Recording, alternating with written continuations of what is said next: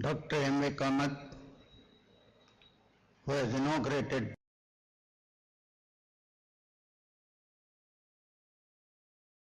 Dr. M.A. Kamath,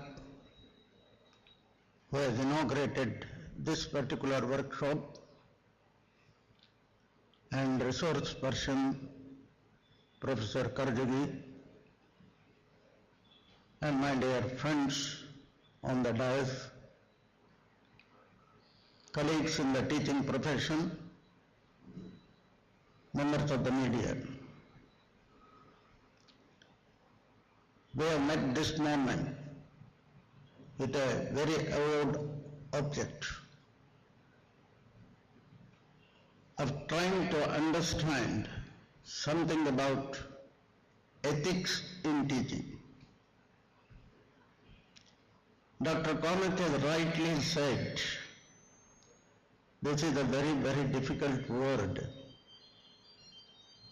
to define. Ethics go on changing on the customs. Student community has also changed, he pointed out.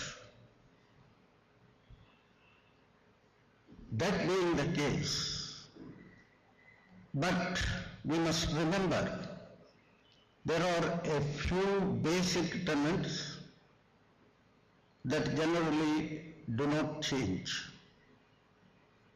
that all of us in this particular profession of teaching have to understand. One of the fundamental requirements that is needed for a teacher is an effective communication. To be a good teacher, it is not how much knowledge you have gained, how much of it you can pass it on successfully to your student. To what extent we can make the other man understand. If we cannot master this particular art of communication, that person can never become a good teacher at all. He cannot command or expect respect from the student community.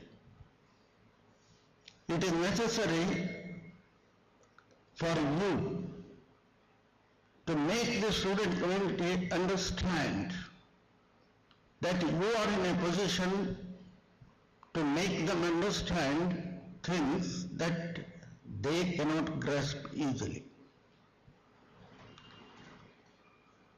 It is necessary for you to explain. Electronic media may give information. Information itself is not sufficient, let us not forget. Somebody must help the student community to grasp it in a proper perspective. There, the role of the teacher comes in. Now, if this has to be done, the second basic tenet that becomes necessary is for a teacher to be an eternal student. When there is a lot of knowledge explosion,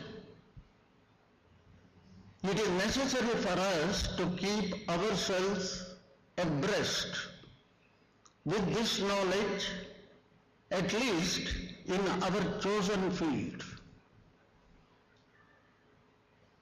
How many of us are trying to do it?